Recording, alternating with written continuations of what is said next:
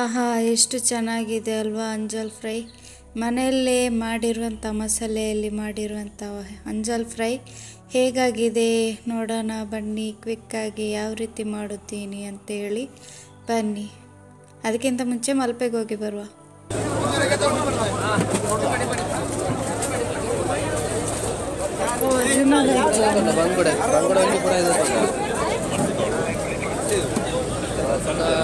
ಒಂದು ಕೊಡೋದು ಅಂಜಲ್ ಒಂದು ಕೂಡ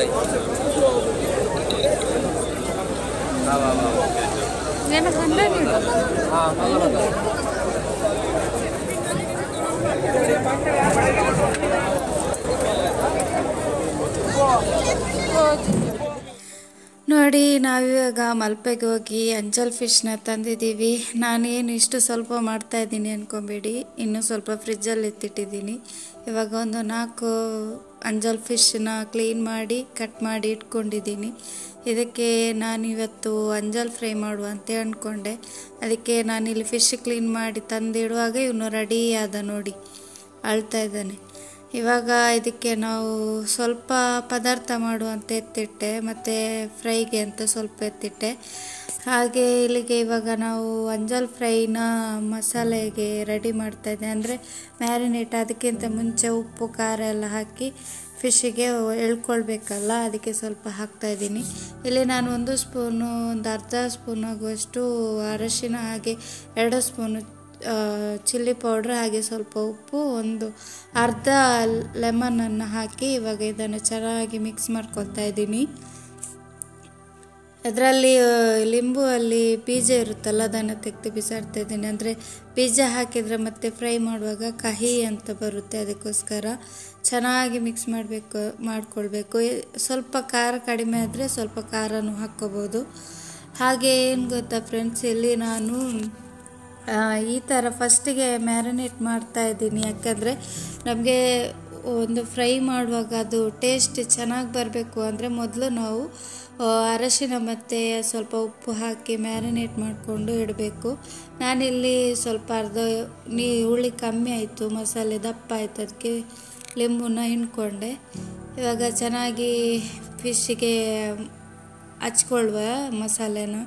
ಅಂದರೆ ಮಸಾಲೆ ನಾನು ಬೇರೆ ಮಾಡ್ತೀನಿ, ಇದು ಸಪ್ರೇಟಾಗಿ ಇದು ಒಂದು ಉಪ್ಪು ಖಾರ ಹೇಳ್ಕೊಳ್ಳಿ ಅಂತೇಳಿ ನಾನು ಇದೇ ಸ್ವಲ್ಪ ಮಸಾಲೆ ಹಾಕಿ ಅಂದರೆ ಮಾಡ್ಕೊಳ್ತಾ ಇದ್ದೀನಿ. ಮಿಕ್ಸ್ ಮಾಡಿ ಸ್ವಲ್ಪ ಒಂದು 10 ರಿಂದ 15 ನಿಮಿಷ ಅದನ್ನು ಹಾಗೆಯೇ ಇಡಬೇಕು. ಮತ್ತು ನಾವಿಲ್ಲಿ ಏನು ಗೊತ್ತಾ, ಬೇರೆನೂ ಮಸಾಲೆ ಮಾಡ್ಕೋತಾ ಇದ್ವಿ. ಇದು ಖಾಲಿ ಜಸ್ಟ್ ಇದು ಮೇಲೆ ಇದು ಮಾಡಲಿಕ್ಕೆ ಮಾತ್ರ ನಾನು ಇದೇ ರೀತಿ ಮಾಡಿದ್ದೀನಿ. ಇವಾಗ ಇದನ್ನು ಸೈಡಲ್ಲಿ ಎತ್ತಿಡುವ.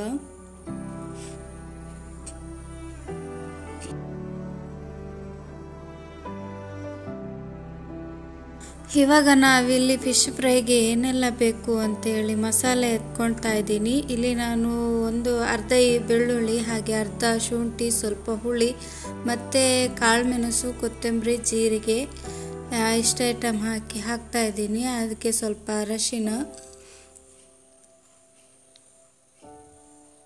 ಹಾಗೆ ಒಂದು 4 ಲವಂಗ, ಸ್ವಲ್ಪ ಬಡ್ಸೊಪ್ಪು, ಸೋಂಪು ಅಂತ ಹೇಳ್ತಾರೆ, ನಾವಿಲ್ಲಿ ಬಡ್ಸೊಪ್ಪು ಅಂತ ಹೇಳ್ತೀವಿ. ಹಾಗೆ ಸ್ವಲ್ಪ 1-2 ಸ್ಪೂನ್ ಆಗೋಷ್ಟು ಚಿಲ್ಲಿ ಪೌಡ್ರು. ನಿಮಗೆ ಖಾರ ಎಷ್ಟು ಬೇಕೋ ಅಷ್ಟು ಹಾಕ್ಕೊಳ್ಬೋದು. ಹಾಗೆ ನಾನಿಲ್ಲಿ 2 ಸ್ಪೂನು ಚಿಲ್ಲಿ ಪೌಡ್ರ್ ಹಾಕಿದ್ದೀನಿ. ಸ್ವಲ್ಪ ನೀರು ಹಾಕಿ ಇವಾಗ ಇದನ್ನು ನಾವು ಗ್ರೈಂಡ್ ಮಾಡ್ಕೊಂಡು ಬರುವ.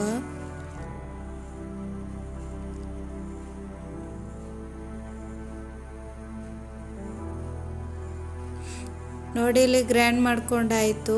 ಈ ಥರ ಮಸಾಲೆ ಬರಬೇಕು, ಗಟ್ಟಿಯಾಗಿರಬೇಕು. ಯಾಕಂದರೆ ಇದು ನೀರಾದರೆ ಹಿಡ್ಕೊಳ್ಳಲ್ಲ. ನಾನಿಲ್ಲಿ ಇದಕ್ಕೆ ಕಾರ್ನ್ಫ್ಲವರ್ ಅದೇನಲ್ಲಿ ಏನೂ ಹಾಕಿಲ್ಲ, ಖಾಲಿ ಜಸ್ಟ್ ಹಾಗೇನೆ ಮಸಾಲೆ ಮಾಡಿಕೊಂಡೆ.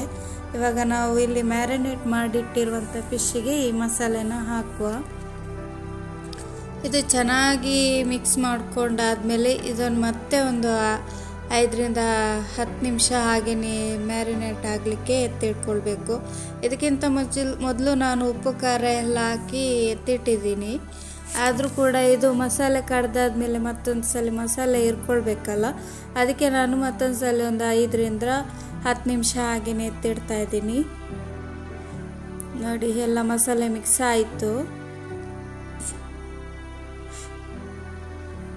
ನೀವು ಕೂಡ ಮನೆಯಲ್ಲಿ ಮಾಡಿ ಫ್ರೆಂಡ್ಸ್, ಯಾಕಂದರೆ ಇದು ಚೆನ್ನಾಗಿ ಬರುತ್ತೆ. ಈ ಮಸಾಲೆ ಅಂತೂ ಸಕ್ಕತ್ತೆ. ನಾನು ಮನೇಲಿ ಜಾಸ್ತಿಯಾಗಿ ಇದೇ ರೀತಿ ಮನೆಯಲ್ಲೇ ಮಾಡಿ ಮಸಾಲೆ ಮಾಡಿ ಫ್ರೈ ಮಾಡೋದು ಜಾಸ್ತಿ, ಹೊರಗಿಂದ ಪ್ಯಾಕೆಟ್ ತರೋದು ಕಡಿಮೆ.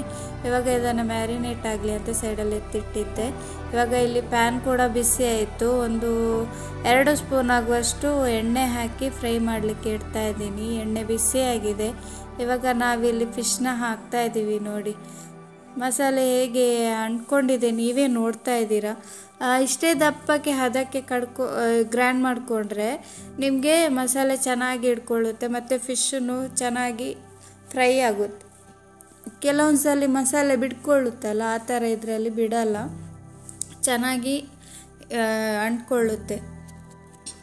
ಅಂತೂ ಮಂಗಳೂರು ಕಡೆ ಅಂಜಲ್ ಫಿಶ್ ಫ್ರೈ ಯಾವ ರೀತಿ ಮಾಡೋದು ಅಂತ ನಿಮಗೆ ನಾನು ಮನೆಯಲ್ಲಿ ಅಂಜಲ್ ಫಿಶ್ ಫ್ರೈ ಮಾಡೋದು ಇದೇ ರೀತಿ. ನೀವು ಕೂಡ ಮನೆಯಲ್ಲಿ ಮಾಡಿದ್ದೀರಾ ಅಂದರೆ ನನ್ನ ಕಮೆಂಟಲ್ಲಿ ಹೇಳಿ. ಹಾಗೆ ಯಾರೆಲ್ಲ ನನ್ನ ಚಾನಲ್ನ ಸಬ್ಸ್ಕ್ರೈಬ್ ಮಾಡಿಲ್ಲ, ಈ ಕೂಡಲೇ ಹೋಗಿ ನನ್ನ ಚಾನಲ್ನ ಸಬ್ಸ್ಕ್ರೈಬ್ ಮಾಡಿ, ಲೈಕ್ ಮಾಡಿ, ಶೇರ್ ಮಾಡಿ, ಕಮೆಂಟ್ ಮಾಡಿ, ಸಪೋರ್ಟ್ ಮಾಡಿ. ಹಾಗೆ ಇವತ್ತು ನೋಡಿ ಎಷ್ಟು ಚೆನ್ನಾಗಿ ಬರ್ತಾಯಿದೆ ನೋಡಿ. ಎಲ್ಲೂ ಹಿಡ್ಕೊಳ್ತಾ ಇಲ್ಲ, ತಳ ಹಿಡಿಯೋದು ಆ ಥರ ಏನಿಲ್ಲ. ನೋಡಿ ಎಷ್ಟು ಚೆನ್ನಾಗಿ ಎದ್ದೇಳ್ತಾ ಇದೆ.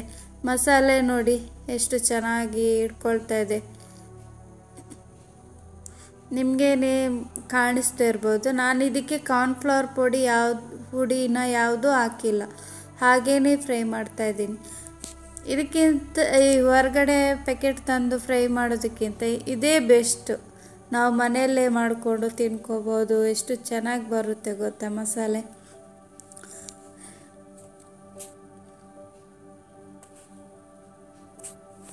ನಾನಿಲ್ಲಿ ಫಿಶ್ ಫ್ರೈ ಜೊತೆ ಸಾಂಬಾರು ಒಂದು ಮಾಡಿದ್ದೀನಿ, ಅಂದರೆ ದಾಲ್ ಸಾಂಬಾರು ಮಾಡಿದ್ದೀನಿ, ದಾಲ್ ಕೂಡ ಮಾಡಿದ್ದೀನಿ. ದಾಲ್ ಅಂತೂ ಫಿಶ್ ಫ್ರೈಗೆ ತುಂಬಾ ಒಳ್ಳೆ ಕಾಂಬಿನೇಷನ್. ಈ ಥರ ಫಿಶ್ ಮಾಡಿದರೆ ದಾಲ್ ಸಾರು ಮಾಡ್ಕೋಬೇಕು, ತುಂಬಾ ಟೇಸ್ಟಿಯಾಗಿ ಬರುತ್ತೆ. ಊಟ ಮಾಡೋಕ್ಕಂತೂ ಎಂಜಾಯ್ ಕೂಡ ಆಗುತ್ತೆ. ಹಾಗೆ ಯಾರೆಲ್ಲ ಈ ಫಿಶ್ ಫ್ರೈನ ಮನೆಯಲ್ಲೇ ಮಸಾಲೆ ಮಾಡಲಿಕ್ಕೆ ಗೊತ್ತಿಲ್ಲ ಅಂದರೆ ನನ್ನ ವಿಡಿಯೋನ ನೋಡಿ. ನಾನಂತೂ ಊಟಕ್ಕೆ ಇದು ಕುಚ್ಚಲಕ್ಕಿ ಅನ್ನ ಜೊತೆ ಫಿಶ್ ಫ್ರೈ ಜೊತೆ ದಾಲ್ ಸಾಂಬಾರು ಜೊತೆ ಊಟ ಮಾಡ್ತಾಯಿದ್ದೀನಿ. ನೀವು ಕೂಡ ಇದೇ ರೀತಿ ಮಾಡಿ ನನಗೆ ಟೇಸ್ಟ್ ಹೇಗಿದೆ ಅಂತ ಹೇಳಿ. ನಾನು ಮಾಡೋದ್ರಲ್ಲಿ ನಿಮಗೆ ಇಷ್ಟ ಆಗೋದಾದರೆ ನೀವು ಕೂಡ ಟ್ರೈ ಮಾಡಿ, ಮನೆಯಲ್ಲಿ ಟ್ರೈ ಮಾಡಿ ಬಂದು ನನಗೆ ಕಮೆಂಟಲ್ಲಿ ಹೇಳಿ. ನೋಡಿ ದಾಲ್ ಸಾಂಬಾರು, ನನಗಂತೂ ದಾಲ್ ಅಂದರೆ ತುಂಬ ಇಷ್ಟ. ನೋಡಿ ಎಷ್ಟು ಚೆನ್ನಾಗಿ ಕಾಣಿಸ್ತಿದೆ. ನನಗಂತೂ ಈಗಲೇ ಬಾಯಲ್ಲಿ ನೀರು ಬರ್ತಿದೆ. ನಾನು ಈ ಕೂಡಲೇ ಹೋಗಿ ಊಟ ಮಾಡಿ ಬರ್ತೀನಿ. ಓಕೆ ಫ್ರೆಂಡ್ಸ್, ಇನ್ನು ನೆಕ್ಸ್ಟ್ ವಿಡಿಯೋದಲ್ಲಿ ಭೇಟಿ ಆಗುವ. ಬಾಯ್ ಬಾಯ್.